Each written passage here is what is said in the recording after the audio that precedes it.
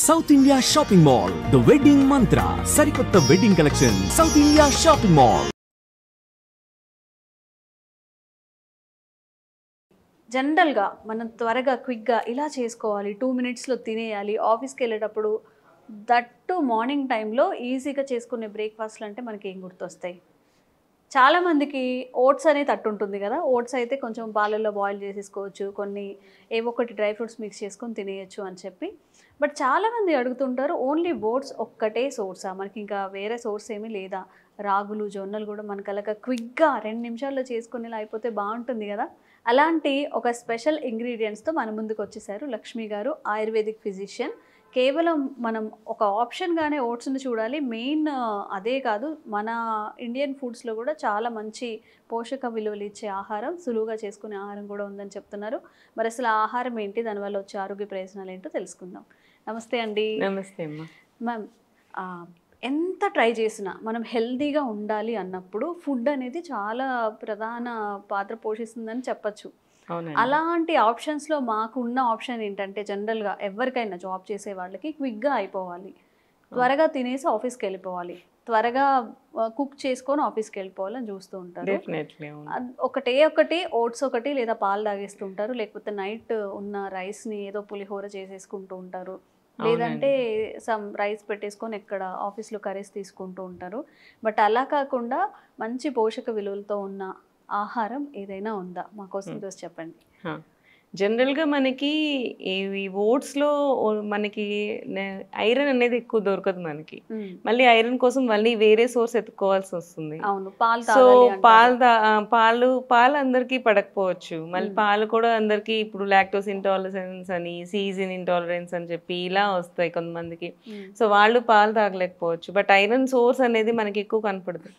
జనరల్గా ఇప్పుడు రీసెంట్గా వచ్చిన స్టడీస్లో ఏంటంటే women are facing 63% of women are facing anaemia అని చెప్పి చెప్తున్నారు. ఇప్పుడు ఇంత అడ్వాన్స్ స్టేజ్లో ఉండి కూడా మనం స్టిల్ ఇంకా అనీమియాలోనే ఉంటున్నాం. బికాజ్ మన ఉరుకులు పరుగుల్లో మనీ సంపాదించాలి అన్న వాటిల్లో మనకి పర్ఫెక్ట్ కంటెంట్ ఆఫ్ ఐరన్ అనేది దొరకట్లేదు. ఇప్పుడు మనం బయట సోర్సెస్, మనం టాబ్లెట్స్ ద్వారా ఐరన్ తీసుకున్నందువల్ల కాన్స్టిపేషన్ వచ్చేయడము, కడుపులో ఇరిటేషన్ రావడము, వామిటింగ్ సెన్సేషన్ ఉండడము, ఇవన్నీ కూడా జరుగుతాయి.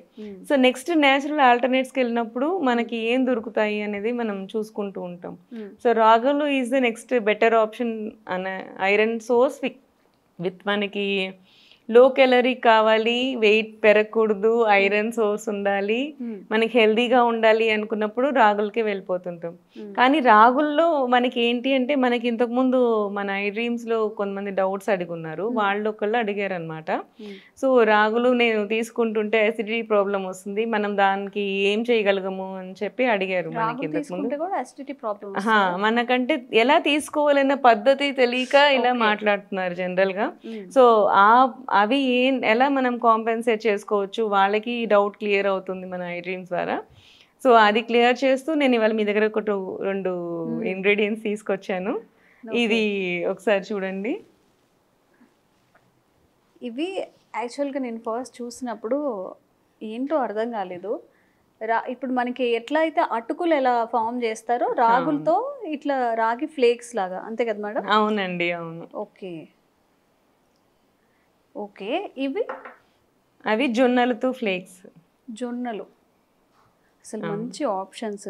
జనరల్గా మనం జొన్నలు కానీ రాగులు కానీ కుక్ చేసుకోవాలి అంటే ముందు రాత్రంతా నానబెట్టుకోవాల్సి ఉంటుంది, ఉడకడానికి ఒక 40-45 మినిట్స్ పడుతుంది. సో ఇప్పుడున్న మన బిజీ లైఫ్ లో ఇంతసేపు టైం స్పేర్ చేసి మనం వండుకోవడం అనేది చాలా కష్టమైన ఆప్షన్ లాగా తయారవుతుంది. సో మనకి ఇలాంటి వాళ్ళకి మనకి ఈజీగా ఎలా చేసుకోగలము అనే దానికోసమే ఇవి ఈ మధ్య తయారవుతున్నాయి. ఇవన్నీ ఇంతకుముందు చాలా రోజుల నుంచి, చాలా ఇయర్స్ నుంచి ఉన్నాయండి ఇవి. బట్ చాలా మందికి తెలీదు, ఇట్లాంటివి కూడా మన మార్కెట్ లో దొరుకుతాయని చాలా మందికి తెలీదు. సో దాని గురించి ఇవాళ తీసుకొచ్చాను. వీటిని ఎలా తినొచ్చండి? అవును, మనము ఓట్స్ ఎలా అయితే మనం ఉడకబెట్టుకొని తింటామో, ఈ పాలల్లో ఉడకబెట్టుకొని తింటామో, ఇది కూడా మనం ఏంటి అంటే అటుకులు అన్నంకి ఎంత డిఫరెన్స్ ఉంటుంది. దానికి మనం సన్లైట్ లో వేడి చేసి అలా అంటే స్లో హీటింగ్ జరుగుతుంది అనమాట. సో డైరెక్ట్గా దానికి కూడా ఐరన్ కంటెంట్ ఎక్కువ ఉంటుంది. అన్నం కంటే అటుకుల్లో ఎక్కువ ఐరన్ కంటెంట్ ఉంటుంది.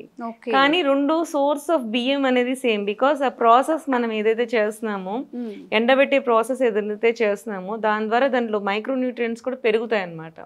సో అలా చేసుకున్నందువలన అటుకులు is better option when compare to rice అంటాం. లో కెలరిక్ కూడా అయిపోతుంది బికాస్ ఆ ప్రాసెస్ జరుగుతున్నప్పుడు కెలరీస్ తగ్గిపోతాయి అనమాట. సేమ్ అట్లానే రాగుల్లో కూడా అంతే అనమాట. సో ఐరన్ కంటెంట్ ఇంకా ఎక్కువ అవుతుంది. ఈజీగా కుక్ చేసుకోవచ్చు ఇలా ఫ్లేక్స్ లాగా ఉన్నప్పుడు. మీరు ఓట్స్ తీసుకున్నప్పుడు హై ఫైబర్ ఉంటాం తప్ప దాంట్లో ఐరన్ సోర్స్ అనేది మీకు కనపడదు. బట్ ఇట్లా మీరు దీన్ని మీరు ఆప్షన్ తీసుకుంటే, మీరు రాగుల ఆప్షన్ తీసుకుంటే మీకు ఐరన్ సోర్స్ ఉంటుంది. ఓట్స్ లాగా మీకు క్విక్గా వండుకోవచ్చు. హెల్దీ ఆప్షన్ కూడా అవుతుంది.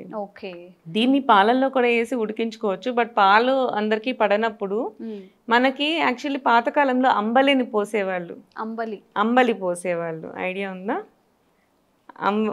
ఐడియా లేదు. అది జనరల్గా అమ్మవారికి అంటే మనకి సమ్మర్ వచ్చేసరికి చికెన్ పాక్స్ గంజి వారుస్తారు కదా, అదా? కాదు.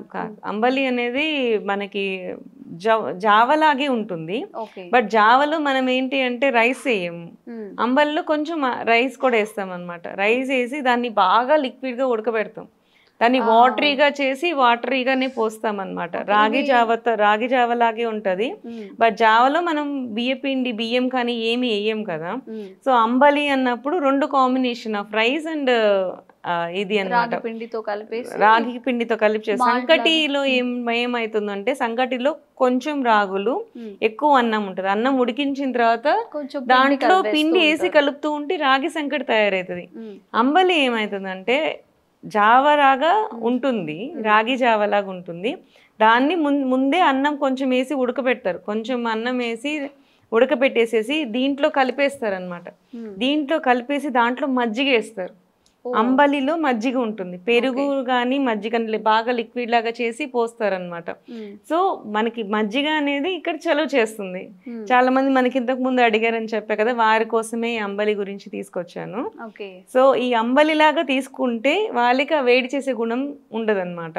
జనరల్ గా అందరికీ వేడి చేయదు. జనరల్ గా మనకి పిత్త ప్రకృతి, వాత ప్రకృతి, కఫ ప్రకృతి ఇలా చెప్పుకుంటూ వస్తాం కదా. జనరల్ గా ఏంటంటే ఇలా హీట్ చేసే బాడీ ఉన్న వాళ్ళకి వేడి చేస్తుంది రాగి అనేది. సో కొంతమందికే ఉంటుంది. అలాంటి వాళ్ళు హెల్దీ ఆప్షన్కి వెళ్ళాలి అనుకున్నప్పుడు ఈ అంబలి తీసుకుంటే వాళ్ళకి హెల్దీ సోర్సు అవుతుంది. మనకి మంచి బెనిఫిట్స్ కూడా వస్తాయి, ఐరన్ బెనిఫిట్స్ కూడా వస్తాయి అన్నమాట. ఓకే. అండ్ ఇప్పుడు జొన్నలతో కూడా మనం అలాగే చేసుకోవచ్చు. జొన్నలు కొంచెం బాయిల్ చేసేసుకొని పాలతో తినేయచ్చు. అవును. ఉప్మా చేసేసుకోవచ్చు అండి. ఉప్మా చేసుకోవచ్చు. అన్ని వెజిటబుల్స్ యాడ్ చేసుకొని నార్మల్ గా బాయిల్ చేసుకొని కర్రీతో తినేయచ్చా? తినేయచ్చు. ఈజీ. అంటే యాక్చువల్లీ మనకి జొన్నలు నానబెట్టడం అనేది ఒక పెద్ద ప్రాసెస్. నైట్ మర్చిపోతూ ఉంటాం, అదొకటి. అండ్ ఇవన్నీ కూడా చేసుకునేదానికి కొంతమంది సాఫ్ట్వేర్ కూడా కంటిన్యూషన్ అవ్వకపోవచ్చు. సో అలాంటి వాళ్ళ కోసమే ఇది easy to digest and easy to prepare అన్నట్లు మనకి ఈ ఆప్షన్స్ కూడా ఉన్నాయి అన్నమాట. ఓకే. సో అలాగా కొంతమంది జొన్నలు నైట్ ముందు పెట్టుకోవాలి, ఉడకడానికి కూడా చాలా సేపు పడుతుంది, ఇవన్నీ మేము చేసుకోలేము అని చెప్పినప్పుడు ఇవి సెకండరీ వెళ్ళేప్పుడు ఇంత ప్రాసెస్ పెట్టుకోవాలంటే కుదరదు, కష్టం. కొంచెం ఒక హాఫ్ అన్ అవర్లో మొత్తం అయిపోయేలాగా ప్లాన్ చేసుకుంటారు కాబట్టి కొంచెం ఇది ఎక్కువ ప్రాసెస్లో ఉంటుంది. బట్ ఇప్పుడు ఈ రాగి ఫ్లేక్స్ వీటితో మనం చక్కగా మంచిగా ప్రిపేర్ చేసుకోవచ్చు, ఏది కావాలన్నా కానీ చేసుకోవచ్చు అండి. ఈజీగా ఉడికిపోతుంది కూడా మనకి. ఓకే.